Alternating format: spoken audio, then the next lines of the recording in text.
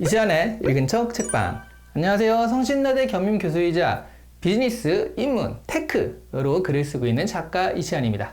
시안 책방에서 준비한 챗 GPT 특집 마지막 편입니다. 보신 분들은요, 그냥 이것만 보셔도 상관없어요. 독립돼 있으니까. 하지만 여기 링크 해놓을 테니까 앞에 것을 보셔도 좋겠습니다. 참고로 앞에 것 내용은 1편에서는요, 이쪽에 링크 할 거거든요. 1편에서는 챗 GPT의 원리와 효과, 그리고 알파고와 또 뭐가 다른 건지, 그리고 의미, 뭐 이런 것들을 설명을 좀 드렸고요. 2편에서는 어느 곳에 적용되어서 뭐 그 놀랄만한 현황들 있죠. 뭐 그런 것들, 그리고 실제 이렇게 핫한 진짜 이유가 뭔지 미래 전망 같은 것들에 대한 설명을 드렸습니다. 오늘은 예상되는 문제점들, 그리고 그렇다면 인간이 또 GPT와 경쟁해서 살아남으려면 어떻게 해야 할지, 무엇을 갖춰야 할지 이런 부분들에 대한 이야기를 말씀드리도록 하겠습니다. 여전히 GPT 제너레이션을 쓰신 이시안 교수, 저와 함께 하고 있습니다. 시작할게요. 문제점에 대해서는 제가 책에 7가지 정도를 적었는데 가장 핵심적인 문제점은 2개죠. 역시 일자리 대체와 저작권 문제 같은데요. 제가 생각하기에 사실 저작권 문제가 큰 논란거리는 아닌 것 같아요. 일단 챗 GPT가 기존 데이터의 글을 그대로 가져다 쓰는 것이 아니라 조강에서 재조합해서 생성을 하는 거거든요. 여러분이 글을 쓸 때도 사실은 그렇게 쓰지 않나요? 자신이 말하는 문장이 100% 이게 내 거다라고 할 수가 없는 게, 특히 그 안에 지식이라도 있으면 말이죠. 리포트나 보고서 쓸 때도 생각해 보시면 어차피 있는 정보, 아는 정보에 구글이나 네이버 검색해가지고 나오는 정보, 그런 정보들을 통합해가지고 자신의 말로 쓰는 거잖아요. 챗 GPT가 하는 일이 똑같습니다. 그런데 그 통합을 기계가 했다라고 해서 갑자기 저작권 문제가 툭 튀어나온 건 이상한 일인 거예요. 여기서 한 가지 분명히 말씀드릴 것은, 이것을 누가 썼냐, 기계가 쓴 거를 사람이 쓴 척한다, 이런 문제가 아니라 이거는 또 다른 얘기예요. 어쨌든 이렇게 나온 결과물에 대한 저작권만 가지고 말씀을 드리는 거예요.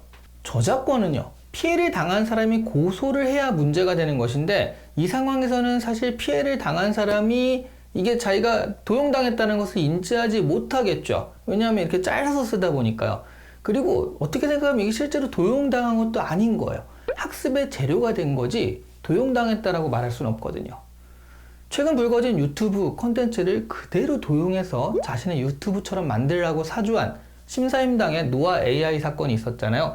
이걸 보면서 역시 AI가 무단으로 저작권을 도용하는구나 하고 생각하시는 분도 있으셨을 거예요. 하지만 신사임당이 만들고 광고했던 노아 AI는, 이 AI란 말이 붙었지만 사실은 AI가 아니라 크롤링 프로그램이죠. 근데 베껴 쓰는 거예요. 목적 자체가 인터넷 정보를 무단으로 수집하는 그런 프로그램을 만들어서 이걸 다르게 베껴 쓰는 것들과 같이 조합해가지고 한 거거든요.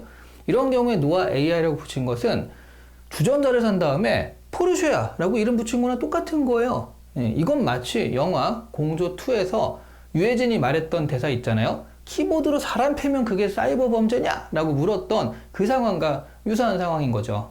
PC방에서 시비 끝에 쌍방 폭행했다는 얘기죠. PC방에서 사람 팬 게 사이버 범죄야? 키보드로 사람을 패가지고. 키보드로 사람 팬 게 사이버 범죄면은 돈으로 패면은 금융 범죄니? 아무 머리 아파. 실제로 기계가 만든 창작물은 현재까지는 대회에서 상도 받고 하면서 저작권 문제가 불거지지 않았습니다. 물론 기계의 발달에 의해서 실험 문제가 나타나니까 이걸 막기 위해서 정부 차원에서 규제로 이걸 묶을 수도 있어요. 하지만 그렇게 되면 세계적 경쟁력에 뒤처지면서 우리 국가 경쟁력이 한 단계 후퇴하는 일이 발생할 수도 있기 때문에 아마 그렇게 되긴 힘들지 않을까 하는 생각도 드네요. 결국 발달하는 인공지능을 어떻게 쓰느냐는 인간의 몫인 거죠. 파급되는 문제점 역시 다 인간의 선택 때문입니다. 하지만 그 문제점이 대세를 막지 못합니다. 챗 GPT를 위험하게 악용할 염려가 있으니까 쓰지 말아야 한다라는 사람도 있는데, 이러면 사실 PC가 처음 나왔을 때, 컴퓨터가 처음 나왔을 때, 야 이거 악용되고 정보보안 문제가 있으니까 민간한테 보급하는 것을 하지 말자라고 말하는 사람과 굉장히 유사한 거예요. 스티브 잡스와 바로 이런 주장을 했던 평론가가 한 뉴스에서 토론을 했던 모습이 아직도 유튜브에서 검색하면 찾을 수가 있습니다. 악용 우려 때문에 PC를 대중들에게 보급해서는 안 된다라고 진지하게 말하는 40년 전의 모습을 찾아서 보시면, 야 참 세상이 이렇게 될 줄 저 사람은 정말 몰랐구나 라는 생각이 들어요. 여러 문제점이 예상되지만 결국 챗 GPT를 위시한 인공지능들은 인간들에게 쓰이기 시작을 할 겁니다. 그 편리함과 혁신을 이미 알아버렸으니까. 결국 문제점을 어떻게 극복하느냐가 관건이지 그 문제점 때문에 AI를 적대시할 필요는 없을 것 같다라는 얘기예요. 그럼 이쯤에서 그러면 사람은 어떻게 해야 이 인공지능의 시대에 경쟁력이 생길까 하는 것에 대해서 생각을 해보도록 합시다. 챗 GPT는 질문에 따라 다른 대답을 주는데요. 그 질문이 구체적이고 핵심적일수록 대답의 퀄리티가 우수합니다. 그래서 질문하는 네모가 프롬프트잖아요. 이렇게 질문을 잘 구성해서 결과값을 받고 다시 또 그에 따른 후속 질문을 통해 결과값을 고도화하는 것을 프롬프트 엔지니어링이라고 합니다. GPT 제너레이션 책에서는 그래서 인간이 경쟁력을 가지기 위해서 필요한 능력을요, 프롬프트라는 글자에 맞게 제시하고 있습니다. 이는 다시 말하면 우리 아이들에게 어떤 교육을 시켜야 할까를 말하고 있는 것이기도 하죠. 이 6가지인데요. 먼저 P는요, Planning and Prospect, 기획이죠. 전반적인 방향과 프로세스를 설정하는 기획력을 말합니다. 그리고 R은 Reconstruction, 재구조인데요. 편집을 해서 의미를 만드는 어떤 구성력, 구성과 편집, 재구성하는 그런 능력이죠. 그리고 O는 Organize, 연결하라 라는 그런 말입니다. 의미와 정보를 잊고 통합하는 연결력을 말합니다. 그리고 M은 Make a Question, 질문하라죠. 좋은 질문을 통해 원하는 답을 얻어내는 질문력을 말하고요. P는 persuasion이겠죠. 네, 설득하라.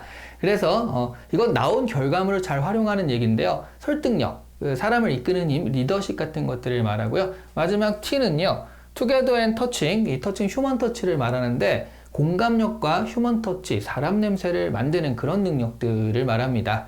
자, 이것들을 앞을 연결하면 어떻게 해야 되지? P, R, O, M, P, T. 네, 이렇게 되죠. 예, 프롬프트라는 말이 됩니다. 이 프롬프트에 어떤 말을 넣느냐에 따라서 우리는 이 인공지능을 잘 부려먹을 수도 있다는 얘기예요. 여기서 가장 중요한 전제는요, 챗 GPT를 우리가 어떻게 대하느냐 하는 것인데요. 챗 GPT를 써본 사람들은 크게 2가지 유형으로 나뉩니다. 한 유형은요, 우와, 이거 장난 아닌데? 하고 감탄을 하거나 아니면 에휴, 내가 이상할 줄 알았어. 아직 안 될 줄 알았어. 하고 거부감을 표하거나, 이게 두 유형이 아니라 이렇게 감정적인 반응을 하는 한 유형이 있는 거고요. 다른 유형은 뭐냐면, 와, 이거를 내일에 어떻게 써먹지? 하고 연구에 들어간 사람들의 유형인 거죠. 챗 GPT가 주는 결과물들은 모든 분야에서 평균 정도 돼요. 저도 책을 챗 GPT로 써보려고 했는데 아직까지는 제가 쓰는 것이 훨씬 낫다는 판단을 했거든요. 진짜로요. 하지만 저는 책을 쓰는 작가니까 그런 것이고요. 만약 사업을 하시는 것이 주 업무인데 그런 분이 나 책 한번 써보고 싶다라고 생각할 수 있잖아요.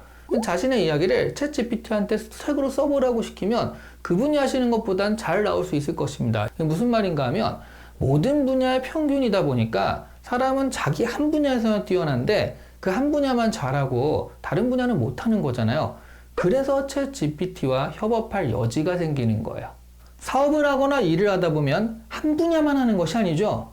물건 만들고 판매도 해야 되고 그걸 사람과 접객을 또 해야 되고요. 행정, 잡무, 회계 등 해야 할 것들이 너무나 많습니다. 이럴 때 자신이 잘하는 일에 시간을 집중하고요. 다른 일들을 할 때 챗 GPT를 활용하면 생산성이 2배, 3배, 4배, 5배가 되는 거예요. 기자를 예로 들면요. 증시 상황이나 스포츠 날씨처럼 그냥 결과값만 중요한 그런 기사는 사실 팩트 위주인 거잖아요. 그런 기사는 챗 GPT한테 담당을 시키고요. 사람은 한번 그걸 검증만 하면 되거든요. 그런데 사람의 감정이 들어가거나 아니면 주장이 들어가는 그런 기사 같은 것들은 사람이 직접 담당하면 되죠. 그러면 한 사람이요. 2명, 3명, 5명분의 1도 할 수 있다는 얘기거든요. 그래서 GPT 제너레이션 책에서는요. 마지막 에필로그 제목이 뭐냐면 그 유명한 원피스의 루피의 대사를 이용해서 너 나의 동료가 되어라 이렇게 지었습니다. 챗 GPT를 잘만 이용하면 자신의 분야에서 자신의 생산성은 2배, 3배가 될 수 있어요. 그런 경쟁력을 가질 수가 있는 거죠. 가령 사업계획서를 쓸 때도요. 챗 GPT에게 먼저 써달라고 해서 기본을 잡은 다음에 그것을 바탕으로 리라이팅을 하는 것이 훨씬 더 효과적입니다. 재서술을 하는 거예요. 처음부터 하나하나 다 자신이 하면은 아무래도 시간이 많이 걸리잖아요. 근데 이렇게 재서술을 하면 구성도 탄탄하고 무엇보다 굉장히 빨라요. 다만 그러려면 적어도 자신이 챗 GPT보다는 잘해야 그것을 바탕으로 무언가를 만드는 거잖아요. 챗 GPT가 준 결과값만 가지고 우와 대단한데? 나보다 잘하는데 하고 그걸 내버리면 그러면 사실은 그 GPT가 하면 되거든요. 일자리가 대체될 수밖에 없죠. 그러니 어떻게 생각하면 그 어느 때보다도 한 분야에서만큼은, 적어도 한 분야에서만큼은 GPT보다는 잘하는 전문성이 요구되는 때이기도 합니다. 챗 GPT 같은 인공지능은요, 우리가 어떻게 공부하고 활용하느냐에 따라서 우리의 적도, 동료도 될 수 있습니다. 하지만 적으로 만나면 굉장히 무서운 상대거든요. 이왕이면 동료로 만나는 게 낫지 않을까 싶습니다. 지금까지 이시안 교수와 함께한, 접니다, 이시안 교수와 함께한 GPT 제너레이션 특집이었습니다. 이 책이었죠. 인공지능에 너무 거리를 두지 마시고요. 일단 이 책을 읽으시면서 개론적인 이야기를 파악하는 것부터 한 발 시작하시기를 바라겠습니다. 자, 제 채널에서는 이 GPT 얘기는 충분히 한 것 같고요.